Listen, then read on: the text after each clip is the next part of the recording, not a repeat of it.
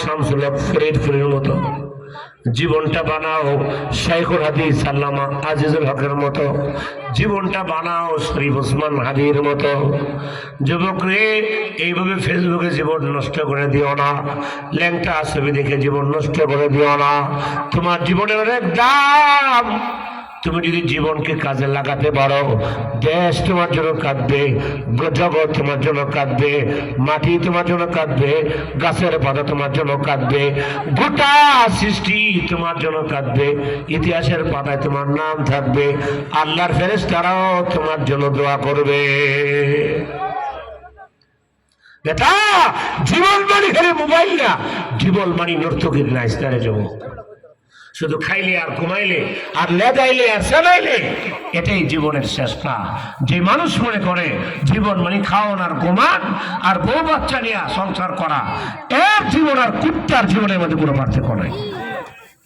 কারণ কুকুরও খাইলে সন্তুষ্ট, বিড়ালও খাইলে সন্তুষ্ট, গরু ছাগলও খাইতে আনলে আর ঘুমাইতে আনলে আর বাচ্চা জন্ম দিতে পারলে সন্তুষ্ট।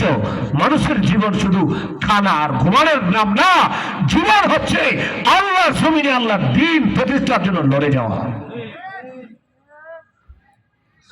কিছু কাজ দুনিয়ায় করে যান, মানুষজন আপনার নাম মনে রাখে, স্মরণ করে, আপনার কথা মনে করে দোয়া করে আর কাঁদবে।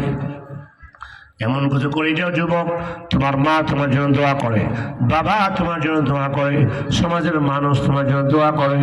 তুমি ওর একটা যুবক হয়েছ, আজকে বাপ মা তোমার লেবর অশান্তি, বাপ মা কয় তুই যদি মরে যেতি গা ভালো আছিস, এমন ফলাফল আমরা এলাকায় আছে না ভাই? মুসলমানের সন্তান মাদক আসক্ত হয়ে গেছে গা, মুসলমানের ছেলেরা চিনতে আসক্ত, মুসলমানের ছেলেরা রাত্রে 12টার পরে বাবা বড়ি টানে। জোরে কোন আছে না নাই? হ্যাঁ যুবক, শাহজালাল রহমতুল্লাহ আলাইহি সুরমা নদীর কিনারায় দাঁড়ায় গেলেন, দাঁড়ায় বলেন, বন্ধুরা রে, আর চিন্তা করো না, আমরা তো সেই মুসলমান যেই মুসলমান নদী পার হয়েছি নৌকা ছাড়া। সেরকম আল্লাহু আকবার। আমরা তো সেই মুসলমান, মুসা নবীকে আল্লাহ তাআলা বিনা নৌকায় নীল দরিয়া পার করাই দিয়েছেন। যে আল্লাহ মুসা নবীকে